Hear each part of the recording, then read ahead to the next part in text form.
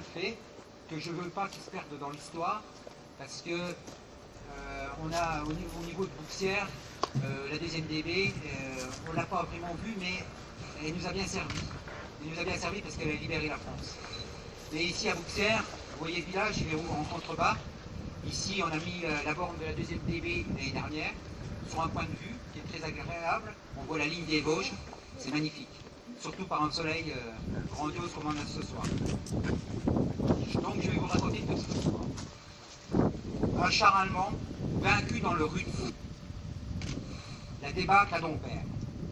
Le 13 septembre 1944, la bataille de Dompierre s'acheva sur la victoire de l'armée française américaine sur celle des Allemands.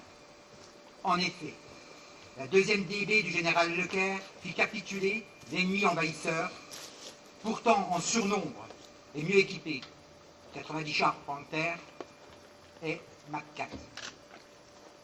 Mais après plus de 30 heures de combat, grâce à la stratégie et aux ordres des commandants Massu et Mijonnet, ainsi qu'à la bravoure et à la résistance de nos héros, la 112e Panzer Brigade, composée de jeunes soldats inexpérimentés, n'a plus eu d'autre choix que le repli,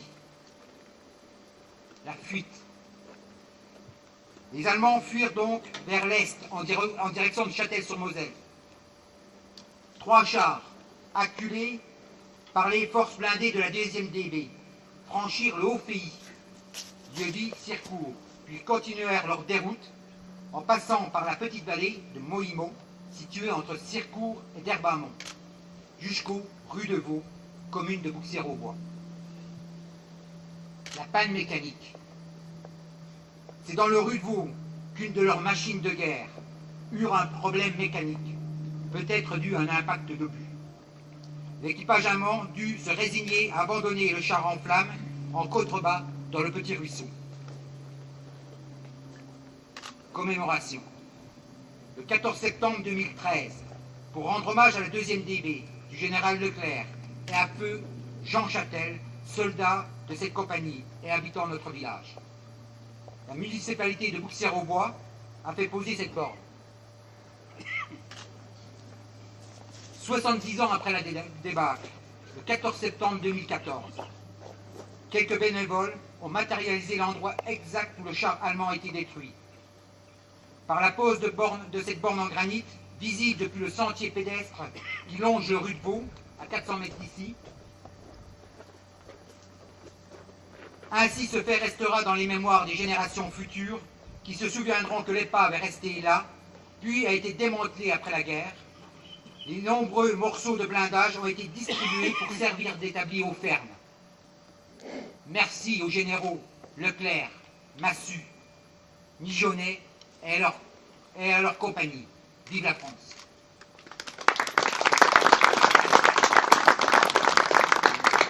Alors, je vais vous dire, il y a autre chose sur les débris du char.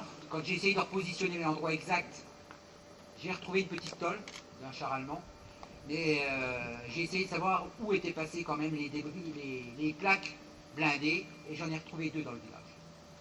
Alors je pense que si j'arrive à en négocier une, j'en remettrai une dans, et on gravera la date historique d'aujourd'hui.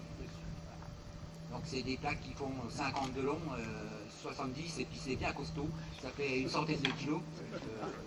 Et le rue de Vaux, pour ceux qui connaissent, c'est le paradis terrestre, c'est au fond, pas beaucoup connu des habitants de Bouxières. Quand j'aurais parlé d'anecdotes là, personne ne connaissait le récit, très peu, que les anciens.